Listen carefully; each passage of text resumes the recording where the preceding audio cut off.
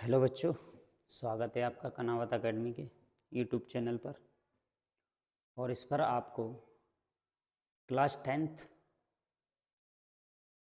Science की free क्लासें दी जा रही हैं। इस साल का जो सेशन है, एग्ज़ाम नज़दीक आ गए और आपको टोटली फ्री बायोलॉजी, केमिस्ट्री और फिजिक्स की क्लासें मिलेंगी, जिसमें अभी हम बायोलॉजी का 8 चैप्टर डिस्कस कर रहे हैं और जिसमें करीबन हमने 12 क्वेश्चनों को आपसे इससे पहली वाली क्लास में डिस्कस कर लिया था। आज की क्लास में हम आगे के क्वेश्चनों को डिस्कस करने वाले हैं। तो 8 चैप्टर है हमारा, जीव जनन कैसे करते हैं और जीव जंतुओं में जनन कैसे होता है। इसकी पहली क्लास को हमने कंप्लीट कर लिया है, जिसमें हमने 12 क्वेश्चनों को आपसे डिस्कस किया था। आज की क्लास में नेक्स्ट आगे के क्वेश्चनों को हम आपसे डिस्कस करने वाले हैं। तो आगे आपको इसी तरीके से क्लासेज मिलती रहें। आप वीडियो को लाइक कीजिए, चैनल सब्सक्राइब कीजिए और बेल आइकन दबाना ना भूलिए। तो स्टार्ट करते हैं बच्चों आज का सेशन हम। और आज के सेशन का पहला क्वेश्चन हमारा है कि हाइड्रा में अलैंगिक जनन की मुकुलन प्रक्रिया को 3 चरणों के सही क्रम में दर्शाने वाला एक आरेख खींचिए। मतलब हाइड्रा एक जीव है। इस जीव के अंदर अलैंगिक जनन होता है और अलैंगिक जनन की एक विधि है जिसका नाम है मुकुलन, जिसको हमने कल पिछले क्वेश्चन में डिस्कस कर लिया था आपसे। इसको दर्शाने वाला एक आरेख हमें खींचना है। तो हाइड्रा में अलैंगिक जनन की मुकुलन प्रक्रिया का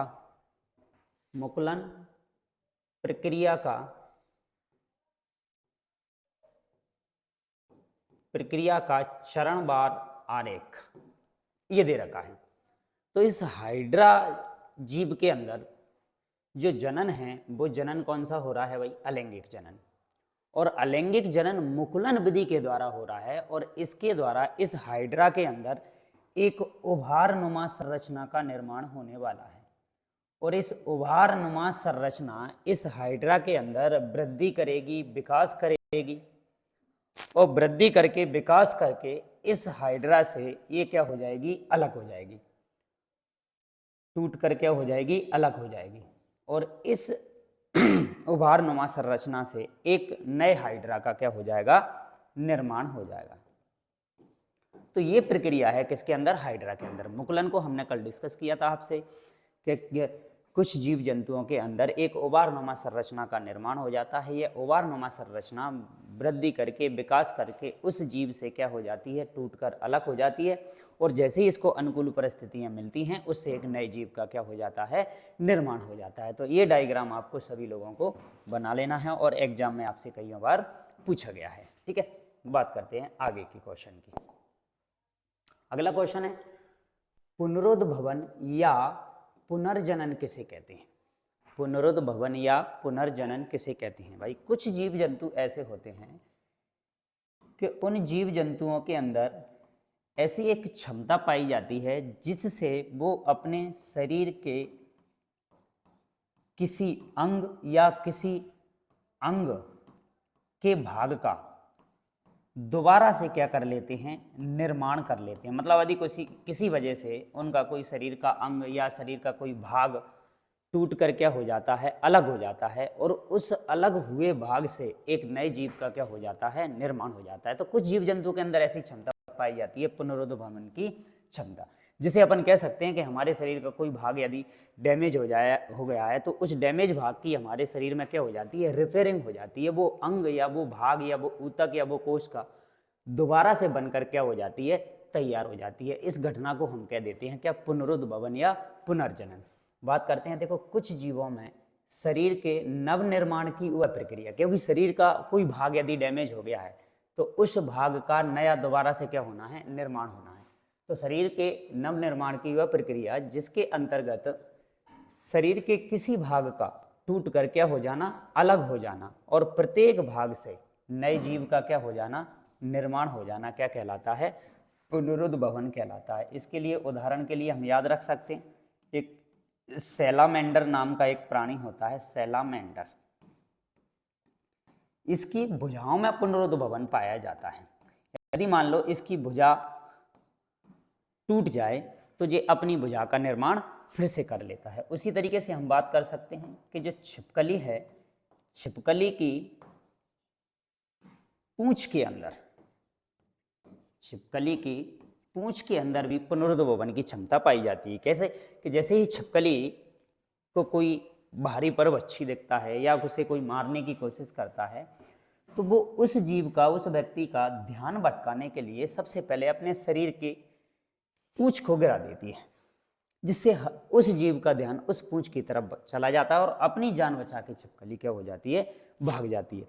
कुछ समय बाद उस छिपकली के यहाँ उस पूंछ का क्या हो जाता है, निर्माण हो जाता है। इसी घटना को हम कह देते हैं क्या, पुनरुद्भवन। ऐसे पुनरुद्भवन की यदि अपन बात करें तो क्या मानव के किसी अंग में इस तरीके से पुनरुद्भवन की क्षमता पाई जाती है क्या?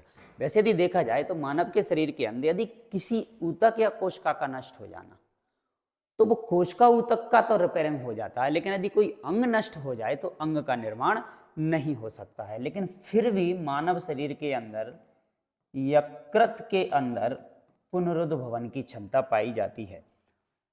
तो सबसे अधिक इसी के अंदर पुनरुद्भवन की क्षमता पाई जाती है और मस्तिष्क के अंदर पुनरुद्भवन की क्षमता नहीं पाई जाती है। तो इसी को कहते हैं क्या, पुनरुद्भवन या पुनर्जनन। के किसी जीव जंतु के द्वारा यदि उसके शरीर का किसी भाग का टूटकर अलग हो जाना और उस अलग हुए भाग से भी एक नए जीव का क्या हो जाता है भाई, निर्माण हो जाता है, इस घटना को हम कहते हैं क्या, पुनरुद्भवन। क्लियर? अगले क्वेश्चन की बात करते हैं।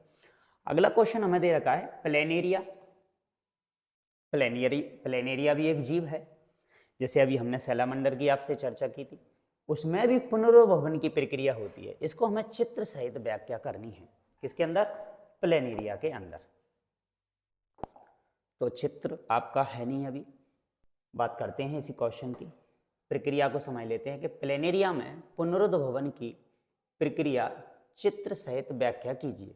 तो प्लेनेरिया नाम के जीव के अंदर पुनरुद्भवन या पुनर्जनन की प्रक्रिया होती है। इसके द्वारा शरीर के नवनिर्माण की वह शक्ति जिसके अंतर्गत शरीर के किसी भाग का टूटकर अलग हो जाना और उस अलग हुए टूटे हुए भाग से या तो उसके अंग की रिपेयरिंग हो जाएगी या उसी टूटे हुए भाग से पूर्ण रूप से विकसित होकर एक नया जीव बन जाता है। इस घटना को हम प्लेनेरिया में भी कह देते हैं, पुनरुद्भवन कह देते हैं।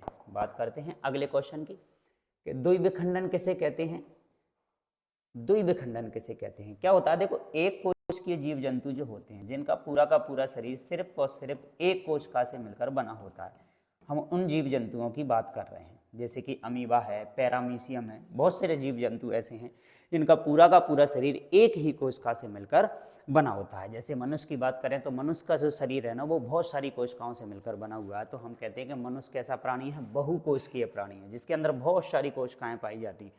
लेकिन कुछ जीव जंतु ऐसे होते हैं जिनके अंदर पूरा का पूरा शरीर एक ही सिंगल सेल से मिलकर बना होता है, जैसे हम यूनिसेलुलर या एक कोशिकीय जीव जंतु कह देते हैं। तो इन एक कोशिकीय जीव जंतुओं के अंदर होती है क्या, द्विविखंडन की घटना। द्वि मतलब दो, विखंडन मतलब टूटना। यदि इस एक कोशिकीय जीव जंतु का शरीर यदि दो भागों में टूट जाए, दो भागों में टूट जाए और इस दो भागों से दो नए जीवों का यदि निर्माण हो जाए तो इसे हम कह देते हैं क्या, द्विविखंडन। बात करते हैं ये घटना कैसे जीव जंतुओं के अंदर होने वाली है। याद रखना, एक कोशिकीय जीवों में कोश का विभाजन द्वारा किसी जीव का दो बराबर बराबर भागों में बट जाना और प्रत्येक भाग से एक नए जीव का क्या हो जाता है, निर्माण हो जाता है। इस घटना को हम कह देते हैं क्या, द्विविखंडन। ए भी एक जीव बन गया और ए भी एक नया जीव बन गया। क्लियर बात? तो ये थी घटना हमारी काय की, द्विविखंडन। तो द्विविखंडन में क्या होता है कि एक कोशिकीय जीव जंतुओं का शरीर दो बराबर बराबर भागों में बट जाता है, या उनकी जो कोशिका जो होती है दो बराबर भागों में बट जाती है और प्रत्येक भाग से एक नए जीव का क्या हो जाता है, निर्माण हो जाता है। तो ऐसी घटना को हम कह देते हैं क्या? द्विविखंडन। जैसे कि हमें अमीबा के अंदर इस द्विविखंडन की घटना को चित्र के द्वारा समझाना है। जी इसका उदाहरण था क्या? द्विविखंडन। तो द्विविखंडन की विधि के द्वारा प्रजनन की एक प्रक्रिया का सचित्र वर्णन कीजिए जो कि किस में पाई जाती है? द्विविखंडन की क्रिया अमीबा के अंदर। तो अगला क्वेश्चन हमारा यही है कि अमीबा में द्विविखंडन की विधि द्वारा प्रजनन की प्रक्रिया का सचित्र वर्णन कीजिए। वही ये है अमीबा। अमीबा अमीबा एक जलीय जंतु होता है जो सिर्फ और सिर्फ एक ही कोशिका से मिलकर बना होता है। इसका कोई शेप नहीं होता है अमीबा का। अमीबा अपना आकार बदलता रहता है, इसकी कोई आकृति फिक्स नहीं होती है, ये अपनी आकार को हमेशा बदलता रहता है। क्यों? क्योंकि एक कोशिकीय जीव जंतु है। तो बात करते हैं कि एक कोशिकीय जीवों में जैसे कि अमीबा आदि में प्रजनन जो होता है ना, जो जनन जो होता है ना, वो द्विविखंडन विधि के द्वारा होता है। इसमें जीवद्रव्य और केंद्रक का विभाजन होता है। भाई याद रखना है, जीवद्रव्य क्या है भाई? तो ये तो रही हमारी कोशिका, ये कोशिकीय जीव है अमीबा, और ये रहा इसका केंद्रक। तो कोशिका की जो बाउंड्री है वो और केंद्रक के बीच में एक लिक्विड मटेरियल भरा रहता है जिसे हम कह देते हैं इसका क्या? जीवद्रव्य। बोले तो साइटोप्लाज्म, जीवद्रव्य। और ये इसका कहलाता है क्या? केंद्रक। तो क्या है कि जब इसके अंदर द्विविखंडन की घटना होगी तो इसका जीवद्रव्य भी दो भागों में बंटना शुरू करेगा और इसका केंद्रक भी दो भागों में बंटना शुरू करेगा। इसका कुछ जीवद्रव्य का हिस्सा इधर चला गया और कुछ जीवद्रव्य का हिस्सा इधर चला गया, और इसमें एक खांचनुमा संरचना का इधर से क्या होने लगा? निर्माण। धीरे धीरे ये खांचनुमा संरचना यहाँ से टूट कर क्या हो जाएगी? अलग हो जाएगी, और इसका आधा केंद्रक इस वाले भाग में चला गया और आधा केंद्रक इसका इस वाले भाग में चला गया। उसी तरीके से इसका साइटोप्लाज्म भी आधा इधर वाले हिस्से में चला गया, आधे इधर वाले हिस्से में चला गया। और इस प्रकार एक अमीबा से दो डॉटर अमीबाओं का, दो संततियों का क्या हो गया? निर्माण हो गया। दो पुत्री कोशिकाओं का क्या हो गया? निर्माण। तो ये प्रक्रिया कहलाती है कि यदि किसी जीव जंतु का शरीर दो बराबर बराबर भागों में यदि बट जाए और दोनों बराबर भागों से ही दो नए जीवों का निर्माण हो जाए, उस घटना को हम क्या कह देते हैं? द्विविखंडन कह देते हैं। तो ये था आपका अमीबा के अंदर द्विविखंडन की घटना। बात करते हैं बहुविखंडन। तो बहुविखंडन की यदि बात की जाए तो बहुविखंडन नाम से ही पता चल रहा है, बहु मतलब बहुत सारे भागों में, विखंडन मतलब टूटना या अलग हो जाना। तो ये भी घटना किस जीव जंतुओं के अंदर हो रही है? एक कोशिकीय जीव जंतुओं के अंदर हो रही है। एक कोशिकीय जीवों में जब एक कोशिका का अनेक भागों में विभाजित हो जाना और प्रत्येक भाग से अनेक जीवों का क्या हो जाना? निर्माण हो जाना, तो इस प्रक्रिया को हम कहते हैं क्या? बहुविखंडन। तो बहुविखंडन के अंदर क्या होने वाला है? बहु मतलब बहुत सारे, विभाजित विभाजन, विखंडन। बहुविखंडन के अंदर जो जीव होगा एक कोशिकीय जीव होगा। भाई कैसा होगा? घटना एक कोशिकीय जीवों की है जिनका पूरा का पूरा शरीर किससे मिलकर बना होगा? एक कोशिका से। तो एक कोशिका में जब विभाजन होगा तो एक ही कोशिका से बहुत सारे टुकड़े हो जाएंगे। एक ही कोशिका को बहुत सारे टुकड़ों में तोड़ दिया जाए और प्रत्येक टुकड़े से एक नया जीव बनकर क्या हो जाएगा? तैयार हो जाएगा। प्रत्येक कोशिका से एक नया जीव बनकर क्या हो जाएगा? तैयार हो जाएगा। ये बहुत सारी कोशिकाएं मिलकर बन गई हैं आपकी। तो इसे कह देंगे हम बहुविखंडन, जिसमें क्या हुआ कि किसी एक कोशिकीय जीव का शरीर या एक कोशिका बहुत सारे या अनेक भागों में टूटकर अलग अलग टुकड़े हो गए और प्रत्येक टुकड़ों से, प्रत्येक भाग से एक नए जीव का क्या हो जाएगा? निर्माण हो जाएगा। तो इस घटना को हम क्या कह देते हैं? बहुविखंडन कह देते हैं। तो एक कोशिकीय जीवों में जब एक कोशिका का अनेक भागों में विभाजन हो जाता है और उस भाग से, प्रत्येक भाग से एक नए जीव का निर्माण हो जाता है, तो इस घटना को हम कह देते हैं क्या? बहुविखंडन। अगला क्वेश्चन हमें दे रखा है कि द्विविखंडन और बहुविखंडन में अंतर लिखिए। तो भाई सिंपल सी बात है, देखो द्विविखंडन की बात की जाए और बहुविखंडन की बात की जाए, दोनों ही क्वेश्चनों को अभी हमने डिस्कस किया था, द्विविखंडन और बहुविखंडन। तो बात करें, देखो द्विविखंडन में क्या होता है? द्विविखंडन के अंदर जो जीव का जो शरीर होता है वो कितने भागों में बट जाता है? भाई दो भागों में, नाम से ही है, दो भागों में बट जाता है और दोनों भाग एक प्रत्येक भाग एक नए जीव को क्या कर देते हैं, निर्माण कर देते हैं। और बहुविखंडन के अंदर क्या होता है भाई, किसी भी जीव का शरीर अनेक भागों में बट जाता है और प्रत्येक भाग से एक नए जीव का क्या हो जाता है, निर्माण हो जाता है। इसके उदाहरण की बात करें तो द्विविखंडन की क्रिया किसके अंदर देखने को मिलेगी हमें, उदाहरण है हमारा अमीबा के अंदर देखने को मिलेगी। अमीबा के अंदर कौन सी, अमीबा के अंदर जो जनन हो रहा है वो जनन किस विधि के द्वारा हो रहा है, द्विविखंडन के अंदर। तो बहुविखंडन की प्रक्रिया के द्वारा जनन किस में हो रहा है, तो ये है हमारा प्लाज्मोडियम। प्लाज्मोडियम, हाँ जी, ये वही प्लाज्मोडियम है जिसकी वजह से हमें मलेरिया होता है। काटता मच्छर है और मच्छर के शरीर के अंदर क्या पाया जाता है, एक प्रोटोजोआ जिसे हम कहते हैं क्या, प्लाज्मोडियम। और मच्छर के काटने से उसकी लार के द्वारा ये हमारे खून में मिला दिया जाता है और हमारे ब्लड के अंदर जाकर शरीर के अंगों में ये क्या करता है, वृद्धि विकास करता है। और बहुविखंडन इसके अंदर होता है। तो एक कोशिकीय ये प्लाज्मोडियम जब इसको अनुकूल परिस्थितियां मिल जाती हैं तो ये बॉडी के अंदर अनेक प्लाज्मोडियमों का क्या कर लेता है, निर्माण। क्यों, क्योंकि इसके अंदर बहुविखंडन की प्रक्रिया के द्वारा होता है जनन, इस तरीके से। तो ये था हमारा क्या अंतर, तो द्विविखंडन और बहुविखंडन में अंतर बताइए। तो सबसे पहला पॉइंट तो दोनों के लिए एक ही कॉमन है कि ये घटना भी एक कोशिका के अंदर हो रही है, क्या, द्विविखंडन की, और बहुविखंडन की भी क्रिया एक कोशिकीय जीवों के अंदर हो रही है, एक कोशिकीय जीव।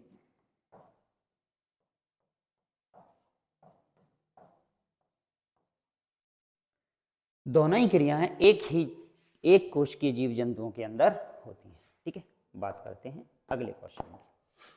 अगला क्वेश्चन है भाई हमारा सिंपल सा, परागण क्या है, ये कितने प्रकार का होता है। तो भाई ये परागण की जो क्रिया है ना, ये पेड़ पौधों में जनन की प्रक्रिया है भाई, पेड़ पौधों में। तो पेड़ पौधों के अंदर नए जीव का निर्माण होने के लिए कुछ प्रक्रियाएं पौधों के अंदर हो रही होती हैं, उन प्रक्रिया की हम बात करते हैं।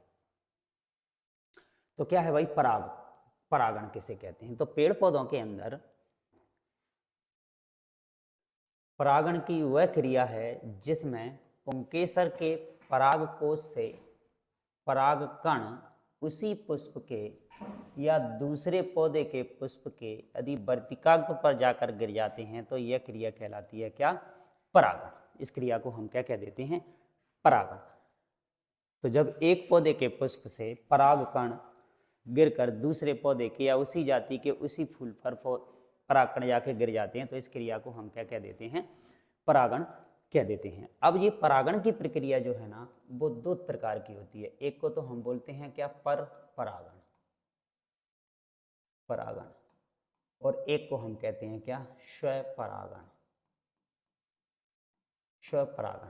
तो स्वपरागण की प्रक्रिया क्या होती है भाई, कि जब एक ही पुष्प के परागकण उसी पुष्प के वर्तिकाग्र पर पहुंचते हैं तो इस क्रिया को हम कह देते हैं क्या, स्वपरागण।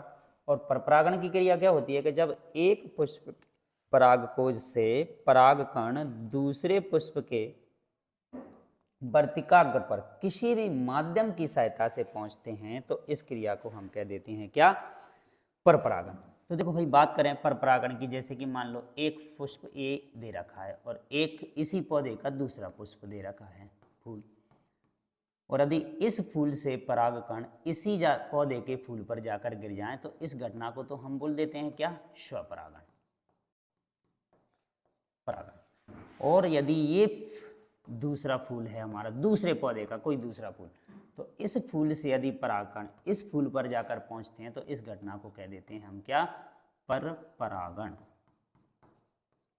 तो परागण की क्रिया की यदि हम बात करें तो परागकण की क्रिया वो है कि जिसके अंदर परागकण जो होते हैं ना वो परागकण किसी भी माध्यम से उसी पौधे के फूल पर या उसी फूल पर जाकर गिर जाएं तो घटना हमारी होगी क्या, परागण। अब ये परागण होता है कितने तरीके का, दो तरीके का, दो प्रकार का परागण होता है, एक को कहते हैं हम स्वपरागण और एक को कहते हैं हम परपरागण। क्लियर बात।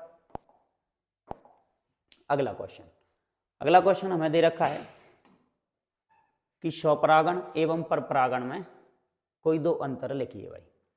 स्वपरागण और परपरागण में अंतर लिखिए। तो भाई स्वपरागण की बात करें तो स्वपरागण के लिए पुष्प का द्विलिंगी होना आवश्यक है भाई। सबसे मेन पॉइंट यही है कि स्वपरागण की प्रक्रिया जो है ना वो द्विलिंगी पुष्पों के अंदर होती है, और परपरागण की प्रक्रिया जो है ना वो द्विलिंगी और एकलिंगी दोनों ही प्रकार के पुष्पों में देखने को हमें मिलती है। क्या है कि देखो, पेड़ पौधों के अंदर, फूल के अंदर मेल और फीमेल यानी नर भाग और मादा भाग दोनों ही पाए जाते हैं। तो स्वपरागण होने के लिए नर वाला भाग और मादा वाला भाग दोनों को एक साथ परिपक्व होना अति आवश्यक होता है। लेकिन बात करें हम परपरागण के अंदर, परपरागण के अंदर नर और मादा भाग अलग अलग समय पर परिपक्व होते हैं, एक ही समय पर नहीं होते हैं। दूसरी बात करें कि स्वपरागण के अंतर पुंकेसर एवं जायांग की व्यवस्था ऐसी होनी चाहिए ताकि परागण को आसानी से, सुगमता से कराया जा सके। लेकिन परपरागण के अंदर बात करें तो वायु परागण वाले पुष्पों को छोड़कर इसके जो पुष्प होते हैं वो आकर्षक होते हैं, सुगंधित होते हैं एवं मकरंद ग्रंथियां इनके अंदर पाई जाती हैं। इन्हीं मकरंद ग्रंथियों से शहद का निर्माण किया जाता है। किसके द्वारा? मधुमक्खियों के द्वारा। मधुमक्खी के द्वारा। तो भाई हम बात करें कि शहद किसका उत्पाद है, जंतु का उत्पाद है या वनस्पति का उत्पाद है? तो भाई आपको याद रखना है कि शहद जो उत्पाद है ना वो वनस्पति का उत्पाद है भाई, वनस्पति। मधुमक्खियां तो सिर्फ उस शहद को, उन पराग कणों को उन फूलों से क्या करती हैं? इकट्ठा करती हैं अपने छत्ते में। ठीक है, तो शहद किसका उत्पाद हुआ भाई? जंतु उत्पाद ना होकर वनस्पति उत्पाद है, क्योंकि पेड़ पौधों से क्या तैयार हो रहा है? शहद। स्वपरागण की बात करें कि इसके लिए पुष्प आकर्षणहीन, कोई जरूरत नहीं है आकर्षित होने, गंधहीन भी होते हैं, मकरंदहीन भी होते हैं, कोई मकरंद ग्रंथियां नहीं पाई जाती, और इसके लिए कोई बाह्य माध्यम की भी आवश्यकता नहीं होती है। लेकिन बात करें अपन परपरागण के लिए वायु की भी जरूरत पड़ेगी, जल की भी जरूरत पड़ेगी, कीटों की भी जरूरत पड़ेगी और जंतुओं की भी जरूरत पड़ेगी। क्यों? क्योंकि परपरागण वाली प्रक्रिया में हमें पराग कणों को एक स्थान से दूसरे स्थान तक किसी न किसी माध्यम से लेकर जाना होगा। स्वपरागण तो एक ही फूल के अंदर होने वाली घटना है, इसलिए स्वपरागण की क्रिया में पौधे कैसे होते हैं? द्विलिंगी होते हैं। और परपरागण की क्रिया में पौधे एकलिंगी भी हो सकते हैं और द्विलिंगी भी हो सकते हैं। तो पराग कणों को एक स्थान से दूसरे स्थान तक ले जाने के लिए हमें किसी न किसी तो माध्यम की आवश्यकता पड़ेगी।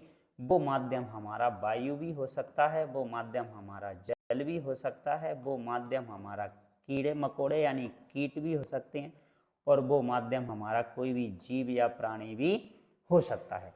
तो परपरागण की क्रिया की यदि बात करें तो वायु परागण भी हो सकता है, जल परागण भी हो सकता है, कीट परागण भी हो सकता है, और जीव जंतुओं के द्वारा भी उसमें परागण हो सकता है।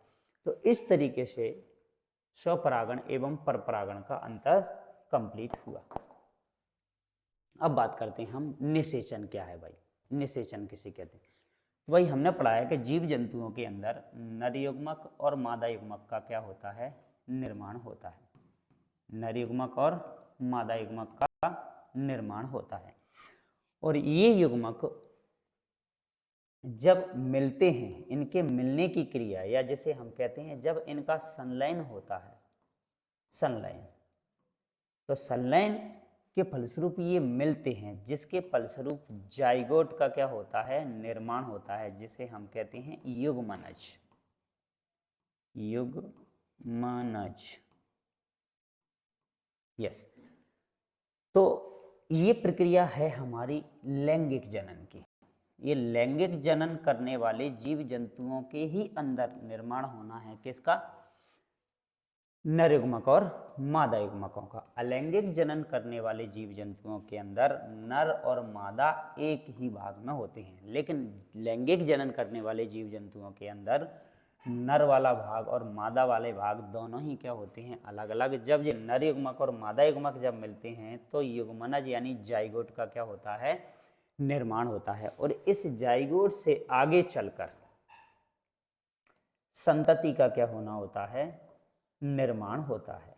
तो इसी क्रिया को हम कह देते हैं क्या, निषेचन। मतलब नर युग्मक और मादा युग्मक के संलयन की क्रिया को नाम दिया जाता है क्या, निषेचन।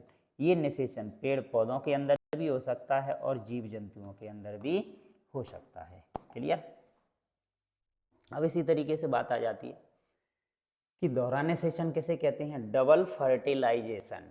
दोहरा निषेचन, डबल फर्टिलाइजेशन किसे कहते हैं। तो देखो भाई, नर युग्मक या नर युग्मकोद्भिद में उपस्थित एक युग्मक एक अंड कोशिका के साथ यदि संयोग करता है तथा दूसरा द्विगुणित केंद्रक कोशिका के साथ संयोग करता है, तो इस प्रक्रिया को ही हम क्या कह देते हैं, दोहरा निषेचन कह देते हैं भाई।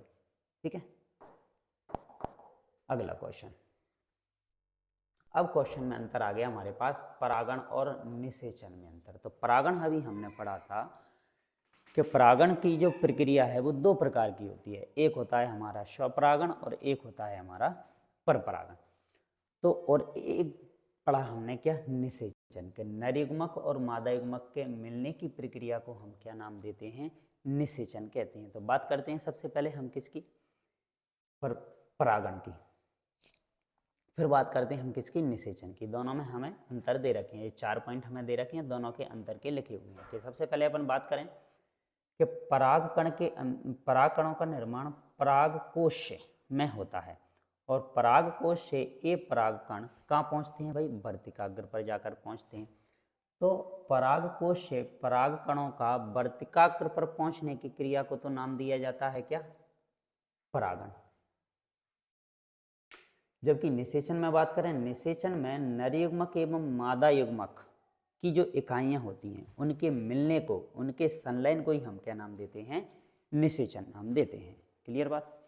दूसरी बात करें कि परागण के लिए हमें बाह्य साधनों की, जैसे वायु की, जल की, कीटों की, जंतुओं की आदि की आवश्यकता होती है।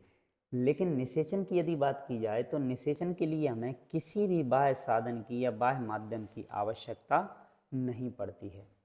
दूसरे पॉइंट की बात करें कि जो परागण की जो प्रक्रिया है ना, वो प्रक्रिया एक बाह्य प्रक्रिया है, क्योंकि ये प्रक्रिया फूल के अंदर तो हो रही है लेकिन फूल के कुछ भाग हैं उन भागों के बाहर ही हो रही है। तो मतलब इसको अपन कह सकते हैं कि परागण की क्रिया एक बाह्य प्रक्रिया है, बाहर होने वाली प्रक्रिया है।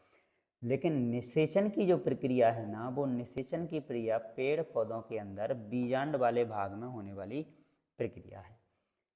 और परागण की बात की जाए, परागण के लिए किसी पूर्व क्रिया की आवश्यकता नहीं होती है, लेकिन निषेचन की क्रिया, निषेचन होने से पहले पूर्व परागकणों का होना आवश्यक है। निषेचन तभी होगा जब पहले परागण की क्रिया कंप्लीट हो जाएगी।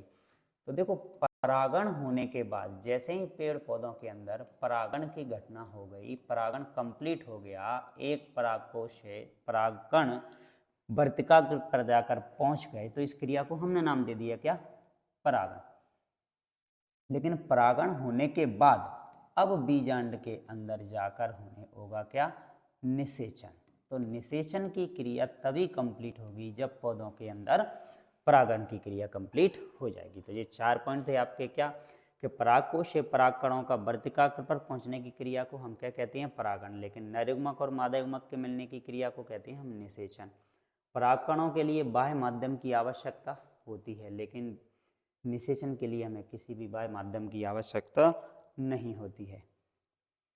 परागण के लिए पूर्व क्रिया की आवश्यकता नहीं होती है, लेकिन निषेचन के लिए पहले परागण होना अति आवश्यक है। तो ये था हमारा अंतर। अगला क्वेश्चन। इस क्वेश्चन की यदि बात की जाए कि डीएनए प्रतिकृति, क्वेश्चन का डिस्कशन पिछली क्लास में हो चुका है। प्रजनन में क्या महत्व है भाई, या बात करें कि लैंगिक जनन में डीएनए की क्या भूमिका है। तो भाई हमने पढ़ा था कि लैंगिक जनन के अंदर यदि देखा जाए तो जब जिन जीव जंतुओं के अंदर लैंगिक जनन होता है उनके लिए कुछ आनुवंशिक पदार्थ होते हैं हमारे पास, तो उनके लिए डीएनए एक आनुवंशिक पदार्थ है। तो जनन की मूल घटना में डीएनए की प्रतिकृतियां बनती हैं, मतलब डीएनए की क्या बनती है, फोटोकॉपी। और जनन में एक कोशिका द्वारा डीएनए की प्रतिकृति का क्या होता है, निर्माण। इसके अतिरिक्त कोशिका के संगठन का भी क्या होता है, निर्माण। डीएनए के अणुओं में आनुवंशिक गुणों का संदेश होता है, जिससे वो अपने जनक से लक्षणों को लेकर जाते हैं अगली पीढ़ी में। वो संदेश इनके अंदर उपस्थित होता है जो जनक से संततियों के पीढ़ियों तक स्थानांतरित होता है। अतः कह सकते हैं कि जनन की मूल घटना में क्या बनेगा भाई, डीएनए की फोटोकॉपी बनेगी। तब जाके उस जीव के लक्षण इस डीएनए के माध्यम से अगले आने वाली संतति में पहुंच पाते हैं। तो इसलिए हम कह सकते हैं कि जनन की प्रक्रिया में जिनके अंदर लैंगिक जनन कंप्लीट हो रहा है, उन जीव जंतुओं के अंदर डीएनए की प्रतिकृतियां बनती हैं। अगला क्वेश्चन है हमारा, ऊतक संवर्धन तकनीक किसे कहते हैं? समझाइए। ऊतक संवर्धन, ऊतक बोले तो टिश्यू,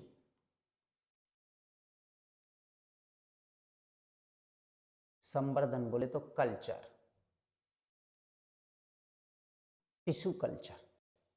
ऊतक संवर्धन किसे कहते हैं, समझाइए। तो ऊतक संवर्धन एक तकनीक है और इस तकनीक में पौधे के ऊतकों को इकट्ठा करके या उसकी कोशिकाओं को इकट्ठा करके पौधे के शीर्ष के भाग से पृथक करके नए पौधे उगाए जाते हैं। इन कोशिकाओं को कृत्रिम पोषक माध्यम में फिर क्या कर दिया जाता है, रख दिया जाता है। जैसे कि मान लो ये एक हमने बीकर ले लिया, इस बीकर के अंदर हमने किसी भी पौधे के भाग से कोशिकाएं या कोशिकाओं का एक समूह ले लिया भाई हमने, ये ऊतक हो गया। कोशिकाओं के समूह को क्या कह देते हैं हम, ऊतक कह देते हैं भाई। ये हमारा ऊतक बन के तैयार हो, ये ऊतक हमने ले लिया।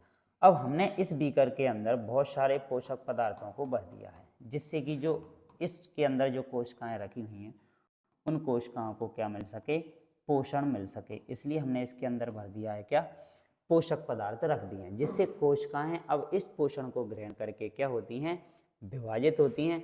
और विभाजित होकर कोशिकाएं अनेक कोशिकाओं का एक छोटा सा समूह बनाना शुरू कर देती हैं। इस तरीके से कोशिकाएं वृद्धि करके क्या बनाने लगती हैं, कोशिकाओं का एक समूह। इसे हम नाम देते हैं क्या, कैलस। याद रखना, कैलस नाम देते हैं इसे हम, ठीक। कैलस को वृद्धि एवं विभेदन के हार्मोन युक्त एक अन्य माध्यम में रखा जाता है। फिर अब इस कैलस को निकालकर एक ऐसे माध्यम के अंदर रखा जाता है जिसके अंदर विभिन्न प्रकार के रासायनिक पदार्थ, हार्मोन और अन्य आवश्यक पदार्थों को इसके अंदर रख दिया जाता है। फिर पौधे को मिट्टी में रोप देते हैं, जिससे कि वे वृद्धि कर विकसित पौधे में बन जाते हैं। ऊतक संवर्धन तकनीक द्वारा किसी एकल पौधे से अनेक पौधे संक्रमण मुक्त, कोई बीमारियों रहित हर परिस्थितियों में उत्पन्न किए जा सकते हैं। तो इस तकनीक का उपयोग सामान्यतः सजावटी पौधों को तैयार करने के लिए किया जाता है, जो कि पौधे हमें जल्दी तैयार करने होते हैं। तो ये थी हमारी ऊतक संवर्धन वाली तकनीक। क्लियर। अगला क्वेश्चन, और अगला क्वेश्चन है कि ऊतक संवर्धन तकनीक क्या है, जिसकी हम चर्चा कर सके हैं, और इस तकनीक का उपयोग किस प्रकार के पौधों के संवर्धन में किया जाता है। तो इस क्वेश्चन को भी हम दोनों को डिस्कस कर सके हैं। क्या होता है कि जब किसी पौधे से कोशिकाएं या कोशिकाओं का समूह या ऊतक लेकर उसे हम किसी पात्र में वृद्धि करवाते हैं, उस पात्र में रखकर वृद्धि करके कोशिकाओं के अनेक भाग बन जाते हैं, जैसे हम नाम दे देते हैं क्या, कैलस। और इस कैलस को फिर हम हार्मोन युक्त कुछ रासायनिक पदार्थों युक्त भाग में रख देते हैं और वहाँ पर ये वृद्धि करता है और नए पौधों का क्या हो जाता है, निर्माण हो जाता है। तो ऊतक संवर्धन तकनीक में पौधों के ऊतक अथवा उसकी कोशिकाओं से पौधों के शीर्ष के भाग से अलग करके पौधे उगाए जाते हैं। ऊतक संवर्धन तकनीक द्वारा अधिक उन्नत संकर किस्में विकसित की जाती हैं। जिस संकर किस्में, जैसे कि आज हम बात करें हाइब्रिड, आज प्रत्येक फसल का, चाहे वो साग सब्जियां कुछ भी हों, फल फ्रूट्स कुछ भी हों, हमें उस जाति की एक हाइब्रिड, एक संकर जाति बना ली है भाई हमने।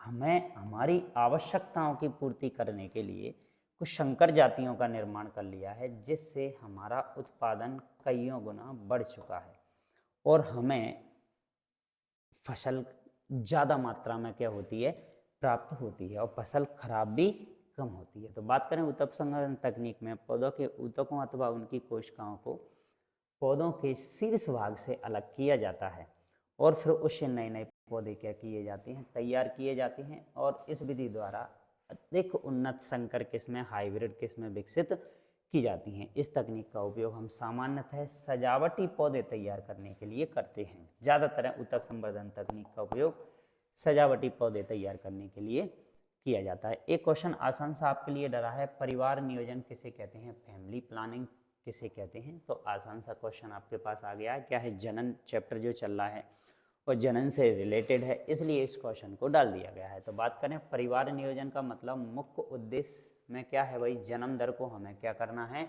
कम करना है, क्योंकि जनसंख्या आज बहुत तेजी से बढ़ रही है और उस बढ़ती हुई जनसंख्या को यदि हमने आगे आने वाले समय में यदि इसको हमने कंट्रोल नहीं किया तो हमारी प्रकृति का संतुलन क्या हो जाएगा, बिगड़ जाएगा और उसकी वजह से हमें और हमारी प्रकृति को बहुत ज़्यादा नुकसान पहुंचेगा। इसलिए हमें फैमिली प्लानिंग, परिवार नियोजन अपनाने चाहिए। क्या होगा, देखो क्वेश्चन की बात करते हैं। यदि परिवार नियोजन होगा तो परिवार में यदि 2 या 3 बच्चे होंगे तो कल्याणकारी सभी योजनाओं का भली भांति से उनके लिए आसानी से लाभ पहुंचाया जा सकता है और परिवार में उन बच्चों को पेट भर भोजन, अच्छा भोजन, ताज़ा भोजन, तन को ढकने के लिए वस्त्र, उचित शिक्षा, स्वास्थ्य संबंधी सेवाएं, ऐसी सारी चीज़ों की व्यवस्था हो जाएगी। लेकिन जब बड़ा परिवार होगा तो ऐसी समस्याओं से एक ही व्यक्ति के द्वारा छुटकारा पाना बड़ा मुश्किल होगा। इसलिए परिवार नियोजन अपनाना चाहिए। अगला क्वेश्चन है हमारा कि ब्रायोफिल्म की पत्तियों द्वारा प्रजनन किस प्रकार होता है। तो देखो, कुछ पौधे ऐसे होते हैं जिनमें जनन की जो घटना है ना, वो पत्तियों से होती है। पत्तियों से ही नए नए पौधे क्या हो जाते हैं, तैयार हो जाते हैं। तो कुछ पौधे ऐसे होते हैं जिनके अंदर, बात की थी हमने अलैंगिक जनन की, तो ये एक प्रकार का क्या है, अलैंगिक जनन है, जिसमें पौधे के भी किसी भाग से एक नए जीव का क्या हो जाता है, निर्माण हो जाता है। इस घटना को हम क्या कह देते हैं, अलैंगिक जनन कह देते हैं। तो ऐसी ही अलैंगिक जनन की घटना हमें देखने को मिलती है किसमें, ब्रायोफिल्म में। एक प्लांट है ब्रायोफिल्म, तो ब्रायोफिल्म में कलिकायन यानी बडिंग विधि द्वारा क्या होता है, प्रजनन होता है। बडिंग मतलब कुछ गांठनुमा भागों का क्या होता है, निर्माण होता है। एक बडनुमा संरचना, एक उबारनुमा संरचना का क्या हो जाता है, निर्माण हो जाता है इस पौधे के अंदर, ठीक है। और उस पौधे से फिर आगे चल के एक नई पौधे का क्या हो जाता है, निर्माण हो जाता है। तो ये बडिंग बनी सबसे पहले और इस बड धीरे धीरे वृद्धि करने लगती है और वृद्धि करके इस पत्ती से क्या हो जाती है, अलग हो जाती है और अलग होकर, ये मान लो इससे क्या हो गई, अलग हो गई और अलग होकर एक नया पौधा बनाकर तैयार कर देती है। तो इसे हम कहते हैं अलैंगिक जनन। तो ब्रायोफिल्म में कलिकायन विधि द्वारा जनन होता है और ब्रायोफिल्म की पत्तियों में कलिकायन होती हैं, छोटी छोटी कलियां पाई जाती हैं। इनकी पत्तियों के किनारों पर कुछ छोटी छोटी कलिकाएं बनती हैं जो कि कुछ समय पश्चात विकसित होकर जड़ सहित संपूर्ण छोटे छोटे पौधों का निर्माण करती हैं और बाद में जड़ सहित जमीन के अंदर गिर जाती हैं और क्या करने लगती हैं, वृद्धि करने लगती हैं। इस तरीके से ब्रायोफिल्म में एक नया पौधा बनकर क्या हो जाता है, तैयार हो जाता है, ठीक है। अगला क्वेश्चन है कि उस संरचना का नाम बताइए जिसके द्वारा गर्भस्थ शिशु अपनी मां से जुड़ा रहता है और उसके कार्य भी बताइए। तो भाई बात करते हैं, देखो किसके द्वारा, उस संरचना का नाम बताना है कि गर्भस्थ शिशु जब संतति गर्भावस्था में होती है तो वो अपने माँ के शरीर से भोजन, ऑक्सीजन, ग्लूकोज प्राप्त करती है और उसी के माध्यम से उत्सर्जी और हानिकारक पदार्थों को शरीर से क्या निकालती है, बाहर निकालती है। तो गर्भस्थ शिशु भी जो है ना वो प्लेसेंटा नामक एक ऊतक से माँ के गर्भाशय से क्या होता है, जुड़ा रहता है। जैसे कि ये रहा अपना प्लेसेंटा, और इस प्लेसेंटा के माध्यम से ये जो जीव है ना, एक गर्भ में जो पल रहा है वो ये रहा। तो ये है क्या, अपना गर्भाशय, गर्भाशय। और इसे नाम देंगे हम संरचना को क्या, प्लेसेंटा, प्लेसेंटा। तो ये माँ के शरीर से यहीं से लाभदायक पोषक पदार्थों को ग्रहण करता है, ग्लूकोज को ग्रहण करता है, ऑक्सीजन को ग्रहण करता है, और यहीं से इसके शरीर के अंदर जो हानिकारक और उत्सर्जी पदार्थ बनेंगे उन पदार्थों को जो शरीर से बाहर निकालता है। तो माँ और शिशु के बीच में ये जैविक संबंध स्थापित करने वाली इस संरचना को हम नाम देते हैं क्या, प्लेसेंटा। ठीक है। तो गर्भस्थ शिशु प्लेसेंटा नामक ऊतक से माँ के शरीर से जुड़ा रहता है। इसी के द्वारा भ्रूण माँ के गर्भावस्था में शिशु जल, ग्लूकोज, ऑक्सीजन तथा अन्य पोषक तत्वों को क्या करता है, ग्रहण करता है। क्लियर भाई बात, प्लेसेंटा। नेक्स्ट अगला क्वेश्चन। तो मादा प्रजनन तंत्र में फैलोपियन नलिकाओं की क्या भूमिका है भाई, वर्णन कीजिए। तो भाई एक लाइन का क्वेश्चन दे रखा है कि फैलोपियन ट्यूब जो होती है, जिसे हम अंडवाहिनी कहते हैं, इसमें से अंडकोश का क्या होता है, निषेचन होता है, तथा ये युग्मनज गर्भाशय में प्रेषित कर देती हैं भाई, और वहाँ पर इस बच्चे का क्या होता है, फिर निर्माण होता है।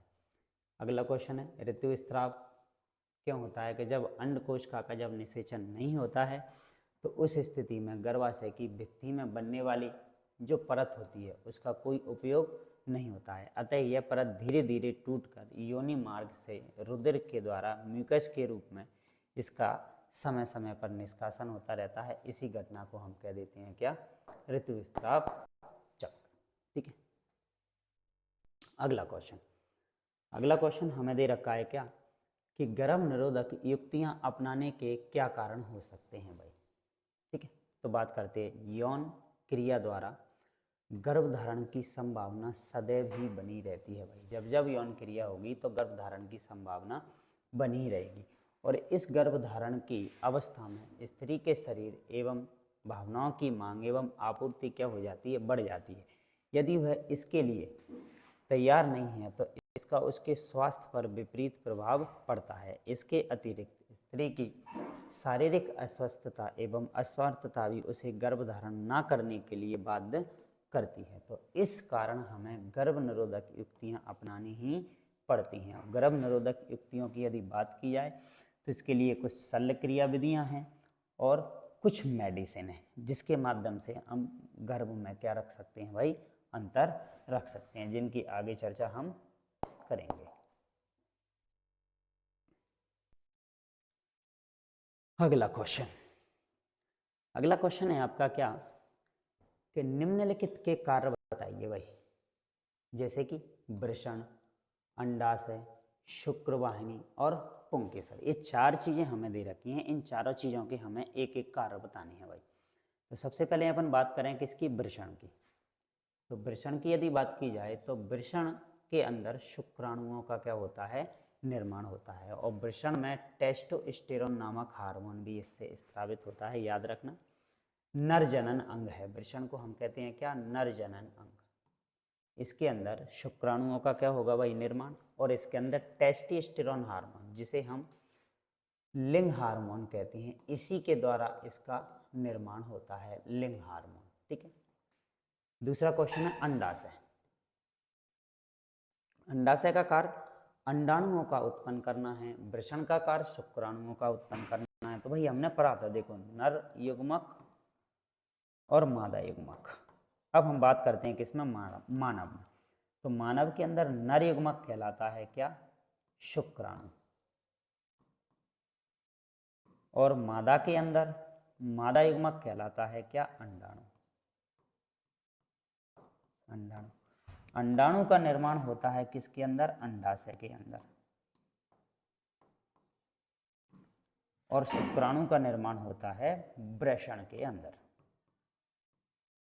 वृषण के अंदर काय का निर्माण होता है? शुक्राणुओं का। और अंडाशय के अंदर काय का होता है? अंडाणुओं का। बात करें, इस वृषण से एक हार्मोन निकलता है जिसे हम कहते हैं क्या? टेस्टोस्टेरोन। और इस अंडाशय से भी एक हार्मोन निकलता है जिसे हम कहते हैं क्या? प्रोजेस्टेरोन। तो ये है मादा हार्मोन और ये है आपका नर हार्मोन, याद रखना भाई। अगला क्वेश्चन था हमारा क्या? शुक्र वाहिनी। तो शुक्र भाइका शुक्राशय में खुलती है और यह नलिका वीर्य को शुक्राशय में पहुंचाने का काम करती है भाई। जो शीमन है ना, उस शीमन को ये शुक्राशय में जाके भेजने का काम करती है। तो एक तरीके से अपन कह सकते हैं शुक्र वाहिनी, यानी शुक्राणुओं को ले जाने वाला रास्ता शुक्र वाहिनी कहलाता है। ठीक है, अगला है पुंकेसर। तो ये कहाँ मिलेगा भाई? हमें फूल के अंदर। पुंकेसर भाग की संरचना हमें कहाँ मिलने वाली है? फूल के अंदर। और यह पुष्प का कौन सा वाला भाग है? वही नर जनन अंग होता है। और यह पतला तंतु के समान संरचना होती है जिसका शीर्ष भाग पर क्या रहता है? परागकोश। और इसी परागकोश के अंदर पराग कणों का क्या होता है? निर्माण होता है। तो परागकण क्या है? पौधे के नर भाग हैं जिसमें परागकण होते हैं और इसका मुख्य कार्य पराग कणों को क्या करना होता है? उत्पन्न करना होता है। ऐसे अगला क्वेश्चन है हमारे लिए कि मानव के मादा जनन तंत्र का आरेख दर्शाने के लिए किसी स्त्री केसर की अनुदैर्ध्य काट का नामांकित चित्र खींचिए तथा निम्नलिखित भागों को नामांकित कीजिए। जैसे कि सबसे दे रखा है पहला क्या? अंडाशय, जिसको हम ओवरी कहते हैं। दूसरा दे रखा है अंडवाहिनी, जिसे हम फैलोपियन ट्यूब कहते हैं। दूसरा दे रखा है गर्भाशय, जिसे हम ईटेरस कहते हैं। और अगला दे रखा है योनि, जिसे हम वेजाइना कहते हैं। इसके कुछ भाग दे रखे हैं, चित्र अभी है नहीं है, हम भागों की बात कर लेते हैं कि मानव के मादा जनन तंत्र के कुछ भाग हैं, उन भागों की हम क्या करते हैं? बात करते हैं। तो सबसे पहले हमारा क्या है? अंडाशय। यह वह स्थान है जहाँ पर अंडाणुओं का क्या होता है? निर्माण। अंडवाहिनी, जिसे हम फैलोपियन ट्यूब कहते हैं, वह स्थान जहाँ पर अंडाणुओं के निषेचन की प्रक्रिया कंप्लीट होती है। और गर्भाशय या यूटेरस वह स्थान है जहाँ पर अंडाणु की क्या होती है? स्थापना होती है भाई। निषेचन होने के बाद जो युग्मनज, जो जाइगोट बनता है, वो इसी जगह पर जाके गर्भाशय पर क्या हो जाता है? स्थापित। तो यहीं पर इसका मनुष्य में बात करें तो 9 महीने तक इसका विकास इसी जगह पर होने वाला होता है। बात करें योनि या वेजाइना, इस मार्ग से ही शुक्राणु शरीर के अंदर क्या करते हैं? प्रवेश करते हैं, जिसे हम कह देते हैं क्या? योनि मार्ग या वेजाइना। क्लियर बात? ये मानव के शरीर से संबंधित एक क्वेश्चन था हमारा। यस, तो आज की क्लास में हमने इन क्वेश्चनों को डिस्कस किया। आगे की क्लास में कुछ चित्र और रह गए हैं, इन चित्रों की बात हम अगली क्लास में करेंगे। और आप इस क्लास को अपने फ्रेंड को, दोस्तों को शेयर कीजिए, जिससे कि ज़्यादा से ज़्यादा स्टूडेंटों के पास ये क्लास पहुंच सके और उन्हें इसका क्या मिल सके? फ़ायदा। फास्ट रिवीजन करने के लिए ज्वाइन कीजिए भाई कनावत अकेडमी का यूट्यूब चैनल, जिसमें हम पढ़ रहे हैं अभी बायोलॉजी का 8 चैप्टर जीव जनन कैसे करते हैं, जिसके हमने आज तक की क्लास में 2 क्लासों में करीबन 35 क्वेश्चनों को डिस्कस कर लिया है। और आपकी ये क्लास है यूट्यूब पर बिल्कुल फ्री चलाई जा रही है। तो अपने सभी दोस्तों को शेयर करो, उनके लिए वीडियो को सेंड करो, लाइक करो, कमेंट करो और चैनल को क्या करो? सब्सक्राइब करो, जिससे कि आपको आगे की वीडियो की क्लासेस मिलती रहें। धन्यवाद। मिलते हैं आपसे अगली क्लास में।